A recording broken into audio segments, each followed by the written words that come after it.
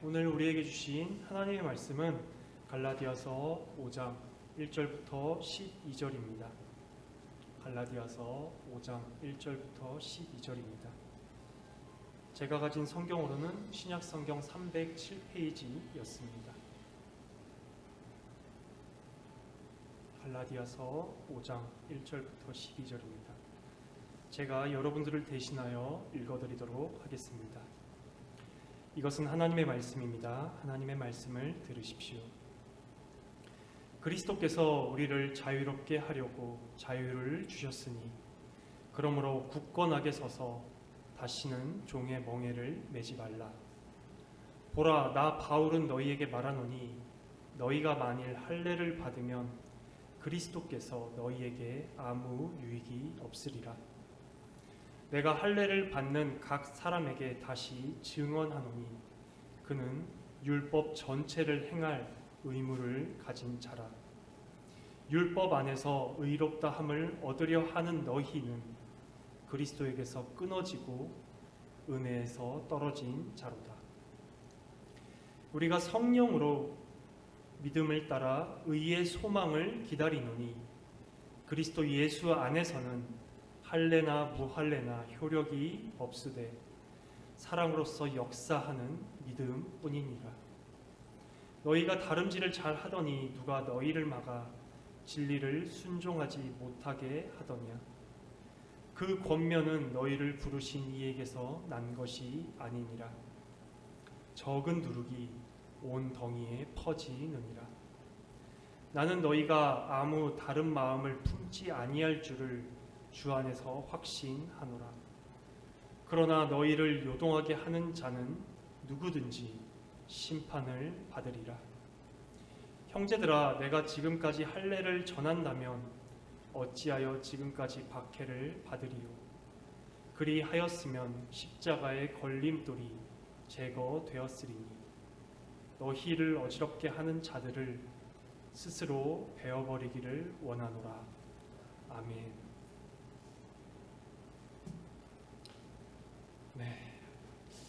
갈라디아서는 다른 말로 그리스도인의 독립선언과 같다고 하여서 그리스도인의 자유를 위한 대헌장이라고도 불립니다. 바로 죄와 율법으로부터의 자유입니다. 로마서 8장 1절에서 2절도 바로 동일한 의미입니다. 그러므로 이제 그리스도 예수 안에 있는 자에게는 결코 정죄함이 없나니 이는 그리스도 예수 안에 있는 생명의 성령의 법이 죄와 사망의 법에서 너를 해방하였습니다. 아멘. 바울은 지난 4장까지의 내용을 바탕으로 하여서 그리스도 안에 있는 자들의 자유에 대해서 오늘 말합니다. 그리고 그리스도 안에 있는 자들은 더 이상 율법을 지키지 못했다고 해서 정죄당할까봐 두려워할 필요도 없습니다. 왜냐하면 이미 그리스도께서 율법을 다 지키셨고 또한 그분의 의로움도 우리에게 주셨기 때문입니다. 그렇기 때문에 하나님께서는 그리스도 안에 있는 자들을 예수 그리스도만큼이나 의롭다고 여겨주십니다. 그리스도께서 이미 모든 것을 다 이루셨습니다. 이러한 말을 들을 때 어떤 이들은 감사함으로 그리스도께서 걸어가신 그 길을 그리스도와 함께 견디고 인내하며 걷는 사람들도 있고, 또 어떤 이들은 와, 그러면 이제 정말 내 맘대로 살아도 되겠구나 라고 생각하는 사람들도 역사상 있어 왔습니다.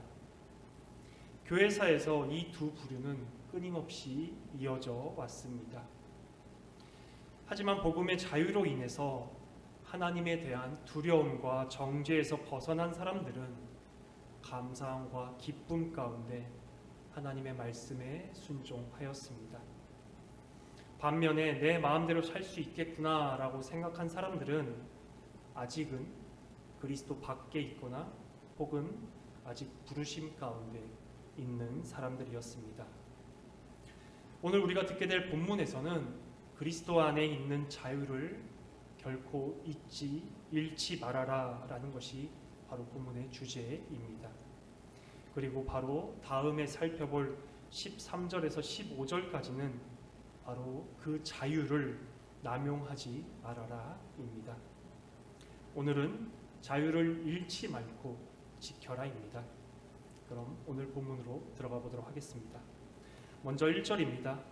그리스도께서 우리를 자유롭게 하려고 자유를 주셨으니 그러므로 굳건하게 서서 다시는 종의 멍에를 매지 말라. 오늘 본문의 핵심 문장이면서 또한 갈라디아서 전체의 핵심 문장 중 하나이기도 합니다. 중심절이기 때문에 좀 자세히 살펴보도록 하겠습니다. 헬라어 원어로 보면 1절은 두 문장으로 나뉘어져 있습니다. 먼저는 그리스도께서 우리를 자유인이 되도록 자유케 하셨다라는 한 문장과 다음 문장은 우리는 굳건하게 서서 다시는 종의 멍에를 매지 말아야 한다입니다. 앞절부터 살펴보도록 하겠습니다. 먼저 그리스도께서 우리를 자유인이 되도록 자유케 하셨다입니다. 오늘 본문에서 바울은 우리가 이전에 처했던 상황은 바로 죄와 사망의 종살이었고 예수 그리스도께서 우리를 해방시켜 주신 해방자로 오셨고 우리의 거듭남 혹은 회심은 노예의 해방이며 또한 그로 말미암아 그리스도 안에 있는 자들은 자유인으로 살게 되었다고 바울은 말합니다. 이 자유는 죄로부터의 자유도 포함되지만 바로 율법으로부터의 자유도 포함됩니다. 마치 로마서 8장 30절을 떠오르게 하죠. 로마서 8장 30절입니다. 또 미리 정하신 그들을 또한 부르시고 부르신 그들을 또한 의롭다 하시고 의롭다 하신 그들을 또한 영화롭게 하셨느니라. 자유는 그리스도 안에 있는 자들의 삶의 수단이자 목표이기도 합니다. 또한 기독교 복음의 핵심은 온통 자유로 가득 차 있습니다. 누가복음 4장 18절입니다. 주의 성령이 내게 임하셨으니 이는 가난한 자에게 복음을 전하게 하시려고 내게 기름을 부으시고 나를 보내사 포로된 자에게 자유를 눈먼 자에게 다시 보게 함을 전파하며 눌린 자를 자유롭게 하고. 가난한 자에게 전해진 복음은 눌린 자를 자유롭게 하고 포로된 자도 해방시킨다고 예수께서는 이사야서 61장을 인용하시면서 말씀하셨습니다. 이 자유에 대해 존 스토트는 이렇게 말합니다. 바울이 말하는 그리스도인의 자유는 바로 양심의 자유, 또한 율법의 압제로부터의 자유, 하나님의 사랑과 은혜를 얻기 위해 율법을 지켜야 한다는 무시무시한 발버둥으로부터의 자유다. 그리고 마지막으로 하나님께 그리스도 예수 안에서 언제든 담대히 나아갈 수 있는 자유다 라고 말합니다. 하지만 이러한 자유를 1절에서 바울은 놓칠 수도 있다고 말합니다. 왜냐하면 지금 갈라디아 교회가 바로 그러한 상황 가운데 놓여 있기 때문입니다. 우리의 예를 들어보면 이것을 쉽게 이해하실 수도 있을 것 같습니다. 우리가 처음 회심하였을 때 혹은 거듭났을 때 우리 마음 가운데 얼마나 기쁨과 충만함이 넘쳐 흘렀나요? 전 아직도 제 회심의 날을 또렷이 기억합니다. 제게 복음을 전해준 전도사님께서는 제가 마치 그날 번개 맞은 애 같았다라고 표현을 하셨기도 했습니다. 그러나 그 회심의 기쁨이 점차 사라지고 그 자리에 종교적 행위나 우리의 의가 자리 잡게 된다면 바로 그 자유함을 우리는 잃어버릴 수도 있습니다.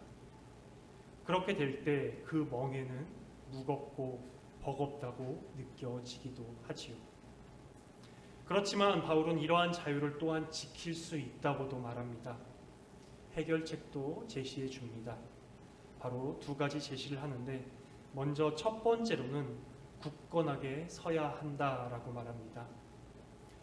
예를 들어서 어떤 나라나 한 단체가 정치적으로 독립을 유지하려면 경계심을 가져야 하고, 또한 자유를 지키기 위한 책임감도 가져야 합니다. 바울은 바로 영적인 자유도 그와 같다고 말합니다. 고린도전서 16장 13절입니다. 깨어 믿음에 굳게 서서 남자답게 강건하라. 빌립보서 1장 27절입니다. 오직 너희는 그리스도의 복음에 합당하게 생활하라. 이는 내가 너희에게 가보나 떠나 있으나 너희가 한 마음으로 서서 한 뜻으로 복음의 신앙을 위하여 협력하는 것과. 두 절 모두 굳게 서서 혹은 한 마음으로 서서라고 말합니다. 말하자면 그리스도께서 이미 우리를 완전히 그리고 온전히 구원하셨음에도 우리가 우리에게 베푸신 그 구원을 늘 기억하고 간직하며 또한 기뻐하고 이에 합당하게 살아야 한다고 바울은 말하는 것입니다. 구원은 이룰 수 없지만 두려움의 속박에서 해방된 자유는 이룰 수 있다고 바울이 말한 것을 기억하시면 좋을 것 같습니다. 그리고 두 번째는 다시는 멍에를 매지 말라라고 권면합니다. 당시 팔레스타인 지역의 유대교에서는 모세의 율법 전체를 공부하고 실천하는 일을 일컬어 멍에를 맨다라는 표현을 사용하였습니다. 하지만 우리의 구주이신 예수 그리스도께서는 이 멍에가 바로 사람들을 속박한다고 보셨고, 또한 초대교회도 그렇게 보았습니다. 사도행전 15장 10절입니다. 그런데 지금 너희가 어찌하여 하나님을 시험하여 우리 조상과 우리도 능히 매지 못하던 멍에를 제자들의 목에 두려느냐. 바로 율법 지킴을 통해 혹은 종교적 행위를 통해 하나님께 나아가고 받아들여지는 것이 아니라고 바울은 말하는 것입니다. 하지만 갈라디아 교회는 이 멍에를 다시 맬 위험에 빠져 있었습니다. 그래서 바울은 1절에 다시는 이라는 아주 기가 막힌 단어를 넣었습니다. 얼마나 시기적절한 단어가 아닐까 합니다. 결국 갈라디아 교회는 둘 중 하나를 선택해야 하는 바로 양자택일의 순간에 도달하게 되었습니다. 바로 그리스도의 속죄와 칭의를 믿고 하나님의 용서하심과 만족을 얻을 것인지, 아니면 자신들의 종교적 행위를 믿을 것인지에 관한 것입니다. 2절부터 4절은 바로 이러한 종교적 행위 혹은 자기 의로 신앙생활하는 것은 예수 그리스도와 아무런 상관이 없고 유익도 없으며, 오히려 그것은 그리스도에게서 끊어지고 은혜에서 떨어진 자라고 바울은 아주 강력하게 말합니다. 하지만 이것은 바울이 이전에도 강력하게 말하던 내용들이었습니다. 제가 갈라디아서 설교 초반에 들었던 예시를 기억하시는 분이 계실지는 모르겠지만, 순수한 물에 똥물이 튀었을 때 과연 그 물을 순수한 물이라고 생각해서 우리가 그 물을 과연 마실 수 있을까요? 라는 이런 예시를 든 적이 있었습니다. 오늘은 좀 더 다른 예를 들어 설명해 드리도록 하겠습니다. 로마 카톨릭에서도 하나님께 받아들여지기 위해서 예수 그리스도의 속죄와 은총을 인정해야 하고, 예수 그리스도의 속죄와 은총을 인정하고 가르칩니다. 하지만 그들은 자신들의 선한 행위도 포함되어야 한다라고 가르칩니다. 그렇게 될 때 그들 안에 구원의 확신이 과연 있을 수 있을까요? 결코 있을 수 없습니다. 왜냐하면 자신들의 행위에 따라서 구원이 변동되기 때문에 구원의 확신을 결코 가질 수가 없게 되지요. 하지만 오직 기독교에서만 구원의 확신이라는 단어를 사용할 수 있습니다.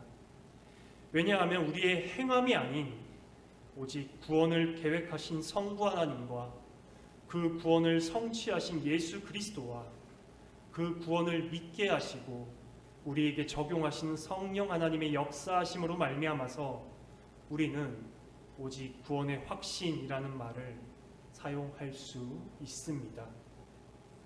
이러한 하나님께서 이미 다 이루신 터 위에서 우리는 자유롭게 우리를 구원하신 하나님을 사랑하고 기뻐하고 찬양하고 예배하며 그분의 말씀과 계명을 바로 기쁨으로 순종할 수 있는 것이죠. 이에 대해 팀 켈러 목사님은 이렇게 말합니다. 예수 그리스도에 무엇인가를 더한다면 그것은 오히려 그리스도를 빼는 결과가 될 수밖에 없다. 그분은 우리 모두의 모든 가치이거나 혹은 무익이거나 둘 중 하나다라고 말하였습니다. 또한 바울은 이렇게 종교적인 행위나 율법 지킴으로 구원을 이루는 자는 결국 율법 전체를 행할 의무를 가진 자라고 말합니다. 그러면서 바울은 다시금 복음에 대해서 말합니다.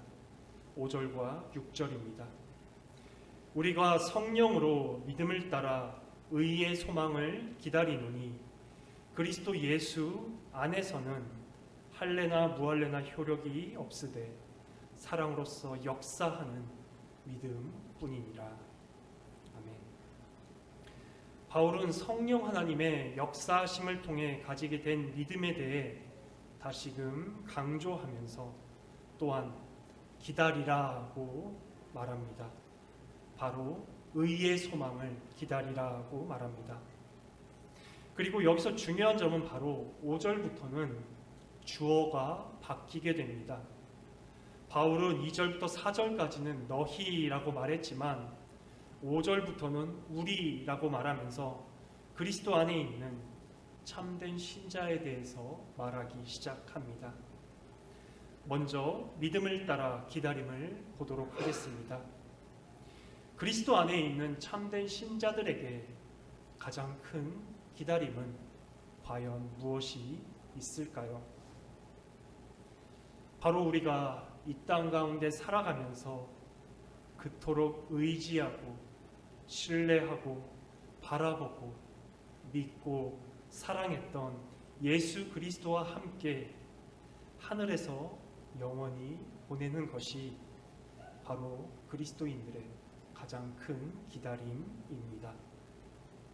우리는 그것을 위해 일하지 않습니다. 기다리죠. 이에 대해 우리 믿음의 선배들이 우리에게 전해준 도르트 신조에서는 바로 성도의 견인이라고 말하면서 견디고 인내함을 강조하기도 하였습니다. 바울은 갈라디아서 전체에 걸쳐서 끊임없이 믿음에 대해서 강조하고 있습니다. 그러하기에 6절에서도 사랑으로서 역사하는 믿음뿐이라고 말합니다. 우리가 장래에 받게 될 이 영화에 대해 한번 상상해 보면 좋을 것 같습니다. 우리는 보통 천국을 영토의 개념으로만 이해하려는 경향이 있습니다. 하지만 성경에서 말하는 천국은 영토가 아닌 바로 주권의 개념입니다. 즉 우리가 죽어서 가는 장소적 개념이 아니라 바로 하나님의 다스림과 통치가 있는 곳이고 그 다스림과 통치를 기쁨과 즐거움 가운데 예배하고 찬양하고 기뻐하는 그리스도의 신부들이 있는 곳이 바로 천국이라고 성경에서는 말합니다. 그래서 천국은 우리가 살아있는 이 땅 가운데서도 희미하게나마 충분히 경험할 수 있는 곳이기도 합니다.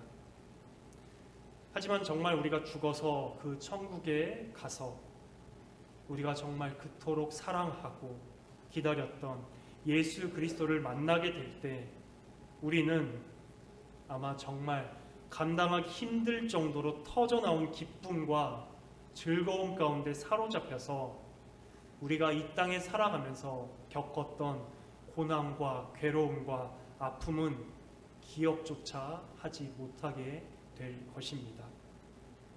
너무 큰 기쁨이 모든 것을 다 덮어버리는 것이죠. 바로 천국의 기쁨과 행복은 우리가 그토록 바래왔고 기다려왔던 예수 그리스도를 직접 얼굴로 보게 되는 것에 있습니다. 그렇다고 바울이 무조건 믿음만을 강조하면서 종교적 행함을 무시할까요? 전혀 그렇지 않습니다. 5절과 6절에 보면 그리스도 안에 있는 자들의 삶은 믿음의 삶이며 또한 성령 안에서의 삶이라고 바울은 말합니다. 갈라디아서 5장 22절과 23절에 성령 안에서의 삶에 대해 바울이 말합니다. 바로 성령의 열매로 유명한 절이기도 하죠. 또한 우리 안에 내주하신 성령님은 사랑의 선행을 하게 하십니다. 바로 사랑으로서 역사하는 믿음입니다. 참된 믿음의 결과는 반드시 사랑을 낳습니다. 반드시 사랑을 낳습니다. 그래서 아무런 조건 없이 우리를 자녀 삼아 주신 하나님을 사랑하게 되고 또한 하나님께서 사랑하시는 자들의 모임인 교회도 반드시 사랑하게 됩니다. 하나님께 받아들여지기 위해 혹은 다른 사람들로부터 인정을 받기 위한 행함이 아닌 참된 신자의 믿음은 반드시 역사하는 믿음이며 사랑을 낳는 믿음입니다. 또한 6절에 제시된 복음은 세상적 종교와도 완연한 차이점을 말하기도 합니다. 이 내용이 또한 충격적이기도 합니다. 바로 그리스도 예수 안에서는 할례나 무할례가 효력이 없다는 것입니다. 여기서 할례는 종교적인 의무 혹은 종교적인 행위를 대변하고 무할례는 종교적인 부도덕이나 반종교적인 행위를 말합니다. 우리는 이미 우리가 받게 될 장래의 은혜에 대해 앞서 간략히 살펴보았습니다. 우리의 장래는 이미 그리스도께서 이루신 구원의 성취로 확정이 되었고 오직 우리는 그것을 믿음으로 받아들이게 됨도 살펴보았지요. 이러한 맥락 안에서 할례나 무할례가 효력이 없다는 것을 살펴보도록 하겠습니다. 즉 이 말은 우리의 행위가 선하다고 해서 혹은 우리가 종교적 행위를 열심히 한다고 해서 하나님께서 우리를 더 특별히 사랑하시는 것이 아니다라는 말입니다. 반대로 우리가 죄를 저지르면 하나님께서 우리를 향한 사랑이 줄어들지 않는다라는 뜻이기도 합니다. 즉 우리가 종교적 행위를 열심히 하거나 혹은 우리의 행동이 선하거나 혹은 우리가 죄를 짓거나 혹은 우리가 실패를 하여도 늘 언제나 하나님은 우리를 동일하게 사랑하신다는 말입니다. 설명을 드릴게요. 우리는 기본적으로 원죄 아래에서 태어났기 때문에 우리의 피 혹은 우리의 DNA 안에는 율법주의가 흐르고 있습니다. 그렇기 때문에 우리는 내가 하나님의 말씀에 순종하면 하나님께서 나를 더 사랑하시고 더 복을 주실 거야 라는 이러한 기브 앤 테이크, 즉 주거니 받거니가 우리는 깔려 있습니다.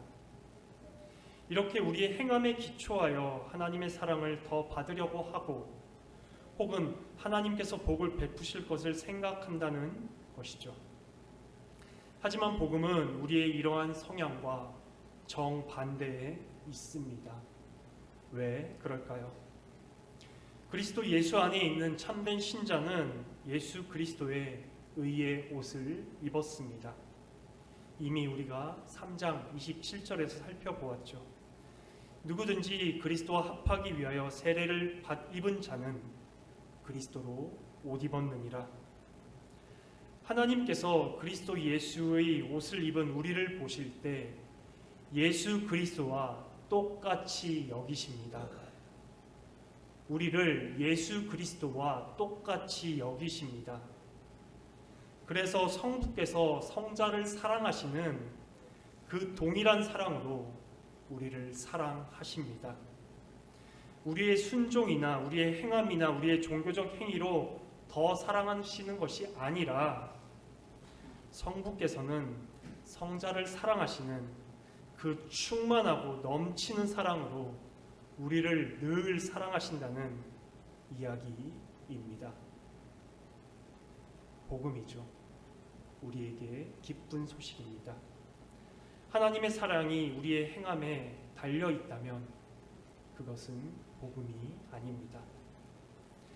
하지만 예수 그리스도께서 이미 이루신 터 위에서 이러한 충만한 사랑을 경험하고 맛보고 누리는 자들은 자신의 의나 혹은 다른 사람으로부터의 인정이 아닌 정말 기쁨으로 하나님의 말씀에 순종하고 따르고 율법을 자발적이고 기쁨 가운데 지키려고 합니다.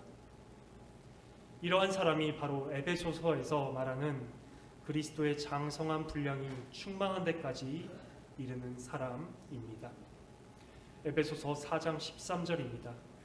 우리가 다 하나님의 아들을 믿는 것과 아는 일에 하나가 되어 온전한 사람을 이루어 그리스도의 장성한 분량이 충만한 데까지 이르리니. 이러한 복음이 우리에게 주는 유익이 과연 무엇이 있을까요? 바로 그리스도 안에 있는 자들은 삶에서 엄청난 평안이 찾아옵니다. 예수께서 말씀하시는 그 참된 쉼을 진정으로 누리게 되지요. 그리고 심한 기복도 사라질 수밖에 없습니다. 왜냐하면 기복이라는 것이 바로 불안함 가운데 생기는 것이기 때문입니다. 세상 사람들이 종종 하는 이야기가 있습니다. 교회 다닌다고 하는 사람들이 별거 없더라, 안 바뀌더라 라는 이야기를 종종 하곤 합니다. 하지만 이러한 말 안에도 율법주의가 흐릅니다. 교회를 오래 다니거나 종교적 행위를 열심히 한다면 복이나 은혜를 받고 행함이 좋아질 것이라는 인과응보, 즉 율법주의가 그들 안에 내재되어 있습니다. 하지만 그러한 세상 사람들이 모르는 점이 있죠. 교회를 오래 다닌다고 해서 혹은 교회에서 무엇을 한다고 해서 우리가 거듭나는 것이 아니기 때문입니다. 거듭남은 오직 성령께서 복음을 통해 신자에게 베푸시는 전적인 은혜입니다. 청교도들은 어떤 한 사람이 거듭났는지 확인할 때 자기 부인을 확인하였습니다. 자신이 전적으로 타락하였고 완전히 부패하였으며 자신 안에는 절대 소망이 없고 절대적으로 악한 존재인 것에 대한 인식이 있는지 없는지로 확인하였습니다. 저도 종종 저의 구원에 대한 확신에 대해서 점검합니다. 과연 나는 무엇에 기초하고 있는지, 나의 전적인 타락과 완전한 부패를 인지하고 있는지 종종 점검하곤 합니다. 결론적으로 바울은 5절과 6절에서 천국에 대한 소망을 말하고 또한 역사하는 믿음, 사랑을 낳는 믿음을 말하면서 행함에 대해서도 언급을 하고 오직 그리스도로 말미암은 성부 하나님의 충만한 사랑에 대해서도 말합니다. 그리고 7절부터 12절까지는 이러한 율법적 행함을 가르치는 거짓 교사들을 내쫓으라고 강력하게 말합니다. 왜냐하면 심판이 있기 때문입니다. 10절입니다. 나는 너희가 아무 다른 마음을 품지 아니할 줄 주 안에서 확신하노라. 그러나 너희를 요동하게 하는 자는 누구든지 심판을 받으리라. 이 내용은 우리에게도 비슷한 익숙한 내용입니다. 바로 바울이 갈라디아서 1장 8절과 9절에 하나님의 심판을 뜻하는 저주를 받을지어다를 두 번이나 말하며 강조하였기 때문입니다. 갈라디아 교회는 그들과 함께 심판을 받지 않기 위해서 바로 그들을 내쫓아야 했습니다. 왜냐하면 그들은 슬금슬금 갈라디아 교회의 복음을 왜곡하기 때문이지요. 9절입니다. 적은 누룩이 온 덩이에 퍼지느니라. 왜곡된 복음은 더 이상 복음이 아닙니다. 그렇기 때문에 바울은 상당히 과격한 표현까지도 서스럼없이 선포합니다. 12절입니다.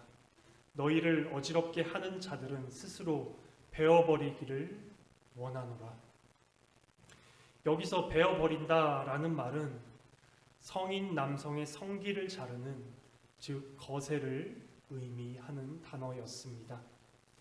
율법주의자들이 할례라는 행함을 통해 율법을 전하였기 때문에 바울은 더욱 강력한 표현을 사용함으로써 갈라디아 교회가 돌이키길 바랬던 것입니다. 하지만 이러한 강력한 경고는 동시에 갈라디아 교회를 향한 바울의 뜨거운 사랑을 보여주기도 합니다. 오늘 설교의 결론입니다. 그리스도께서는 그리스도 안에 있는 자들에게 자유를 주셨습니다. 죄와 율법 아래에 있는 우리를 해방시키시면서 우리를 자유케 하셨습니다.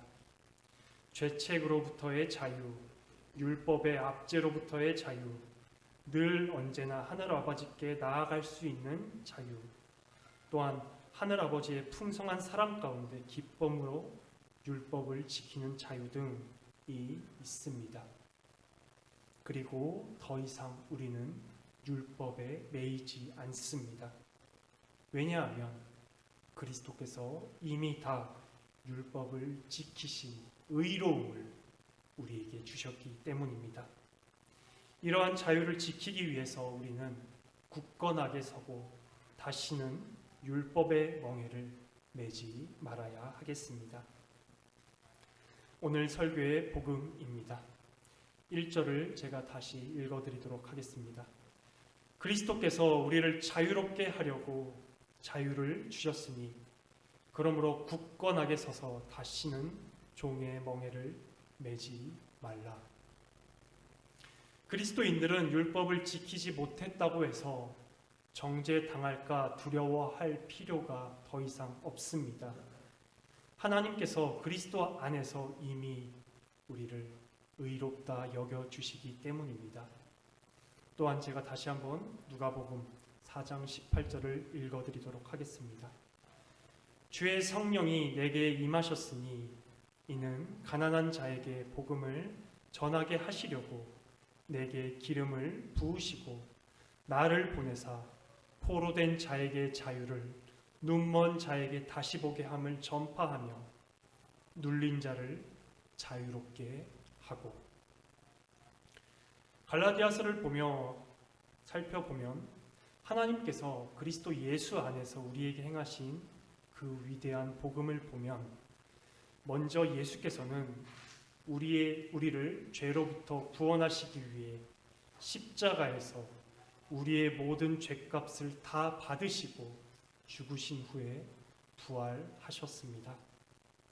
그리고 그분은 율법으로 대표되는 십계명을 이스라엘 백성들에게 선포하셨던 분이었습니다.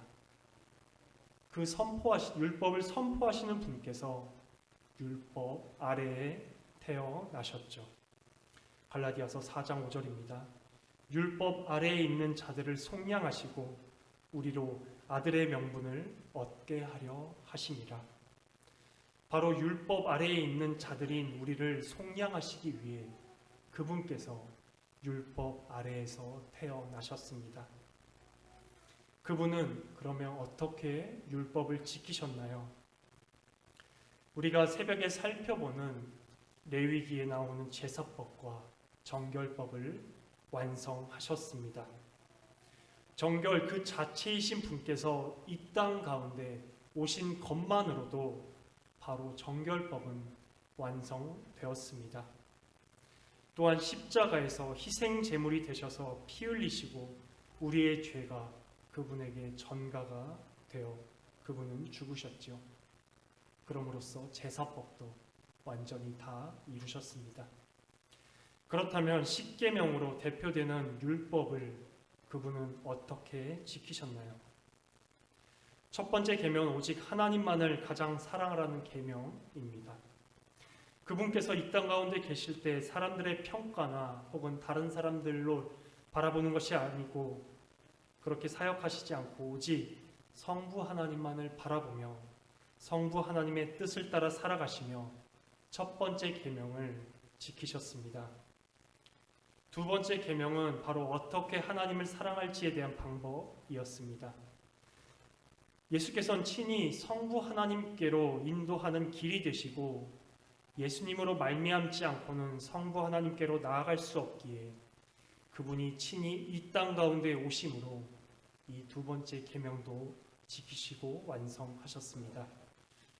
세 번째는 이 집조심을 하라는 계명이 아니라 바로 하나님을 경히 보거나 만만히 보면 안 된다는 계명이었는데 예수께서는 그분 자신도 하나님이셨습니다.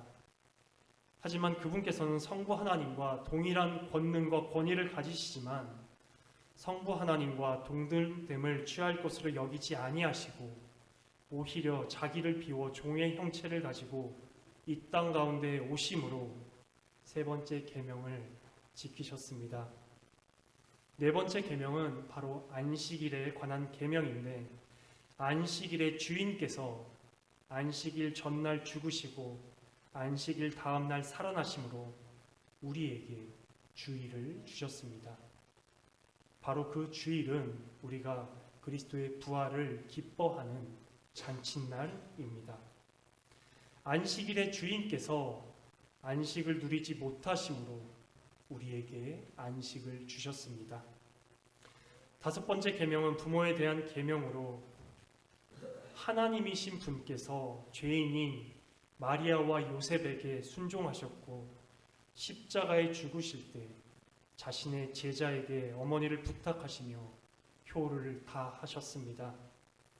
여섯 번째 계명인 살인하지 말라라는 계명은 자신을 십자가에 못 박히게 한 율법주의자들도 그들을 위해 기도하며 이웃 사랑을 넘어 원수를 사랑하셨지요. 일곱 번째 계명은 간음하지 말라로 간음한 여인을 공개적으로 용서하시고 이 땅 가운데 그 어떠한 여인을 향해서도 예수께서는 음욕을 품지 아니하셨습니다. 여덟 번째 계명은 도둑질로 이 세상 만물이 예수 그리스도를 위하여 지음을 받았기에 모든 것의 주인이 되시지만 그분은 이 땅 가운데 오셨을 때 자신의 주인됨을 주장하지 아니하시며 이 계명을 지키셨습니다.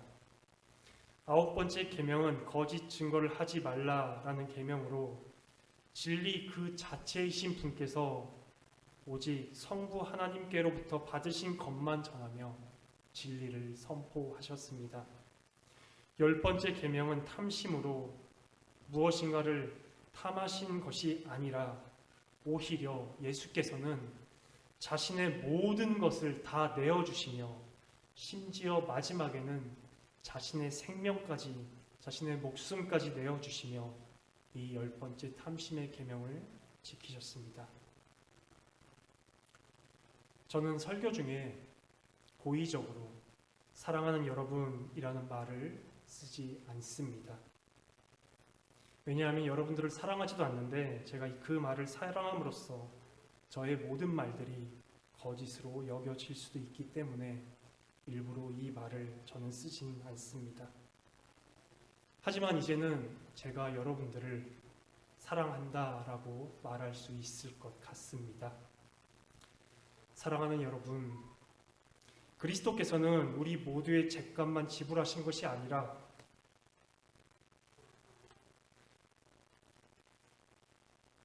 우리를 의롭다 하시기 위해서 이 십계명 모두를 지키시고 또한 구약의 정결법과 제사법까지도 완성하신 그 의로움을 우리에게 주셨습니다.